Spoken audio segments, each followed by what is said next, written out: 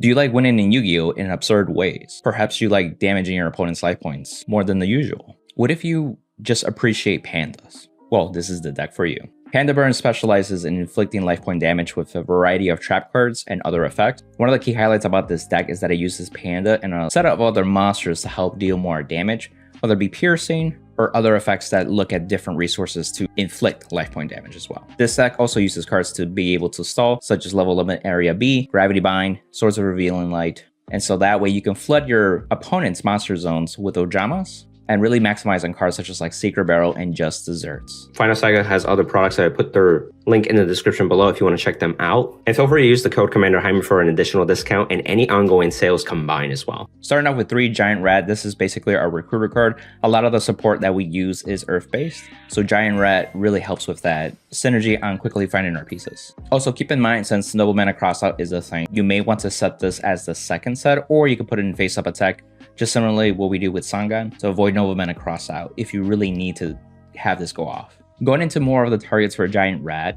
we have Panda. Panda is really the star in terms of the monster count because it's able to do piercing damage, and it may be weak at first, but thanks to its effect, it gets 500 attack for each monster your opponent controls, which at first it may not be as much, but if you really think about when you flood their field with Ojama tokens, that quickly stacks up with a guarantee of 1500 boost, but you can get up to having Panda be in 2800 or even 3300, really dealing some piercing damage there. It also can get over prom cards too. 2800 and 3300 are pretty respectable. And then even just being 2300 also deals with other cards such as like Gravekeeper Spy in defense mode, get over Blade Knight too, and many variety of uses. Keep note that this card is also level 3, so it actually can attack while you have Gravity Bind and also Level Limit Area B in effect. You'll realize that a lot of the good cards that need to attack are level 3s. The next Earth target and also a card that can attack while those other cards are in effect is Injection Fairy Lily. So this card, during the damage step, you can pay 2,000 life points to have it gain 3,000 attack points, making it 3,400. This gets over a lot of stuff too, especially if you need to get rid of prom threats, but also deal a lot of damage too on the weaker types of monsters too. So this will help you with your strategy on dealing as much life point damage in a single turn, and potentially getting you to close out a game as well. This is also really cool with paired up with Giant Rat. You can actually attack into a target, have the Giant Rat die to it if it was a stronger monster, and then get Injection Fairy Lily out and be able to get rid of the threat in the same battle phase too. So little things like that. Another great Earth target is Exile Force. This is just getting rid of problem cards, being able to tribute itself to remove a monster on the field. This is good for face downs that are unknown, especially if you don't want them to flip face up, such as like a Gravekeeper Spy, Magician of Faith, etc. And again, it's also searchable by Giant Rat too. Big Shield Guard. So typically you see like the Koala, you see Golem Sentry, like those are phenomenal cards too, so you can play those. But as I realized, as I kept playing this deck, any type of face down, especially with the jar cards, would get Noble Mana Crossout eventually. So it just seemed like if there was a way to kind of deal with that, a lot more easier. And Big Shield Garnet is really good because it actually negates Noble Mana Crossout. So it's also a big defense with 2600. So if your opponent attacks into it, you can deal damage that way as well. And it could just be a stall shield for as long as you need it to be. Going into some of the other unique cards, we have Sangan. This will search for anything 1500 or less attack. And so this is a lot of combo pieces that we utilize. The Panda, again, is 800 attack. So then that could be searched. Injection Lily can be searched, etc. In terms of the jars, we have Morphine Jars. So this card is really cool. You typically want to be able to place your traps in a way where the timing is right, so you don't get blown out by Heavy Storm, but also get somewhat rewarded because if you don't have a hand anymore, then the Morphine Jar will actually just plus you without having to worry about discard extra cards, essentially.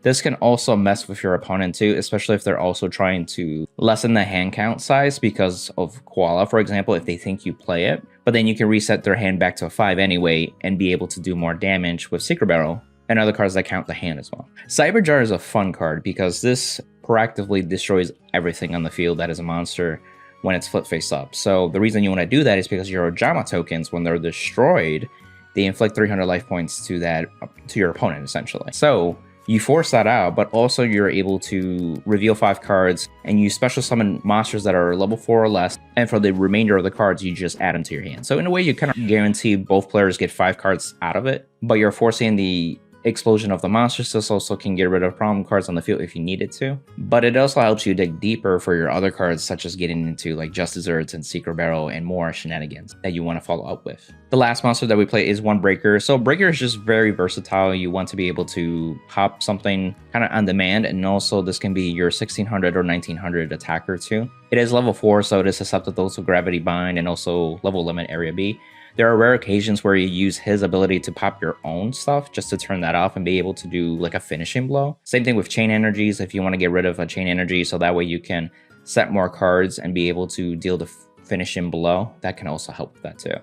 But you can still use it to get rid of your opponent's unknown back row or something that's active, such as like a Royal Decree, Skill Drain, just nasty cards like that too. Also, I wanted to mention some other notable cards that you may want to consider. I mentioned it already briefly, like the Koala that helps deal with hand size with your opponent, typically like Chaos Turtle. They like to preserve the hand at that point too, so you can punish them for that.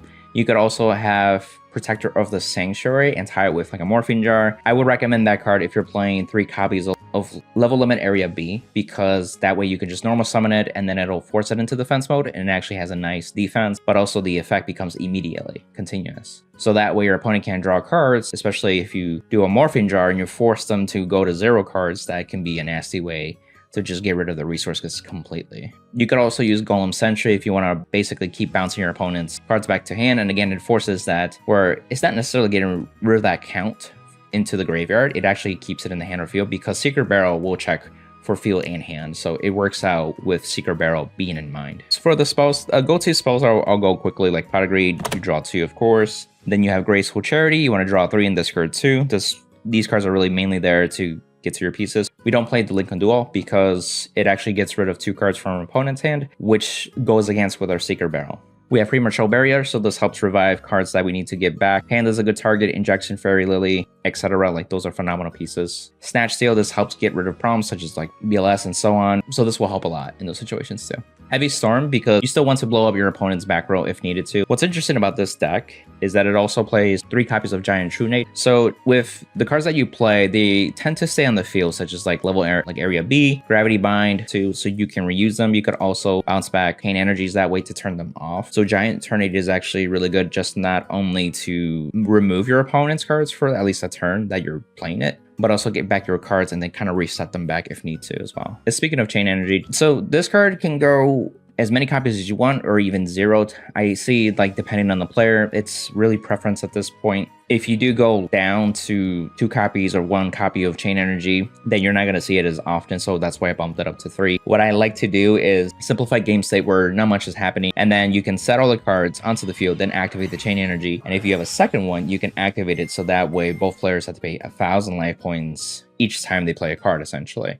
So this can put your opponent in a tight squeeze where, like, if they into killing range, quote unquote, you can use like Secret Barrel or Justicers to finish them off and close the game that way too. It's all about like timing and stuff. So I would highly recommend that you practice this card. It could hurt you for real. And again, if you don't want to play this card, you could take it out and make room for other things that you want to include. For more delay, we have Swords of Revealing Light. So just like with the iconic card, this helps stall for 3 turns. Also flip face down to flip face up, so you know what to expect. It just simplifies that and helps stall as much as you need it to.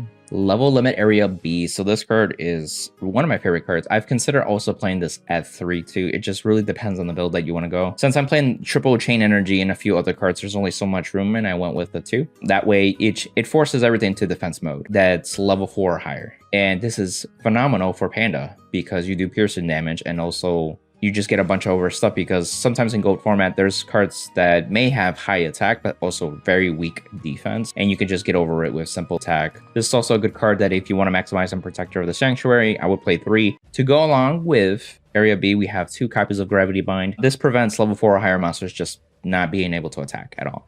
I think I like the other one better because it forces them to defense mode. This is just like stopping them from attack, so they can still have their monsters in attack mode, which sometimes can be a challenge to get over them if you feel like there's a problem with that. But nonetheless, it's still a good card that's a trap, and then again, both those cards can be bounced back with Giant Trunade. Triple Ojama Trio. So this is what really makes the bread and butter for this deck to close out games. The fact that you put 3 monster tokens on their side of the field is big, because it makes Justicer guaranteed 1,500 life point damage there. It also guarantees 1,000 weak defense monsters for Panda to actually pierce damage. Also, Panda is a minimum of 2,300 at that point too. That doesn't even include if they have their other monster or two, which bumps it up to 28 and 33. That makes it a lot easier for Panda to just be big. Not to mention with the Cyber Jar synergy, blow it up and force those 300 life points too. It's a little additional damage, but it's not just the 300 damage that you're looking for. It's really like just having 3 monster cards on their side of the field, especially with Sacred Barrel as well. You can get really a lot of mileage from this card. You could also make it where they just can't summon new monsters too, because you can easily fill up the board. If they already have 2 monsters, you Ojama Trio. If they only have the Ojama Trios and one got rid of, you can activate the second one and put them at 5 Ojama tokens, essentially. And they can't summon by normal ways, and they cannot tribute them for tribute summon either. They're just kind of stuck there. As mentioned already, Just Desserts, add 3. Again, it's 500 for each of your opponent's monsters. This counts the tokens. This is easily 2,500 max, and if you have like 2 or 3 of them, that's like 5,000, 7,500. And then that also in tandem with the other cards you have. 3 Secret Barrel. So again, this is 200 damage for each card on their field and hand. So if your opponent has 10 cards, that's easily 2,000 life points right there. If they have more, then you can see it really stack up. Also keep in mind, if they activate cards in response to that, they're still on the field, those cards will still count. It's until you fully resolve in the chain that those cards activated will go to the graveyard, such as in the cases of chainable traps, for example. Ceasefire is also another good card too, so that way you force cards that are face down into face up, and then you deal 500 for each effect monster on the field. That's actually really good. It's in a way kind of like Justice Surge, just a little bit differently too, and it also forces the not activation of those cards. So it can prevent Magicians of Faith, Gravekeeper Spy, other jar cards against you going off, and you still get the full value of dealing damage. Lastly, we're playing One Ring of Destruction. So this is a card, again, get rid of problems. You can end games even during your opponent's turn or your turn. Also, you value this card a lot more in Panda Burn because you're also dealing life points more with this card too. So you're getting like the best of both worlds with this card too. You could also play Nightmare Wheel too. I've noticed players recently have taken it out too. Although it's not a bad card, it's just depending on your metagame. If you're expecting like warriors or if you're expecting a different type of variety and you do like the versatility that Nightmare Wheel can bring, you can play that card too as well. But other than that, Panda Burn is a really interesting deck. At first I wasn't appealed to it, but it is a different deck. So once you get to play different decks like Chaos Turbo, Go Control, Warrior, you kind of want to try out different decks and try it out for the driver's seat essentially too. Personally, I think it's a cool deck and it's pretty strong for what it does. As long as you get the cards that need to pop off at certain times, you're pretty much guaranteed to win. But it does have its weaknesses too, so I definitely recommend just practicing. If you're interested in the Orca cards, check out Final Saga as well. I made an in-depth video on that too for product review. And then if you want more guides for different decks in Go format, check out this video that I recently did right before this one.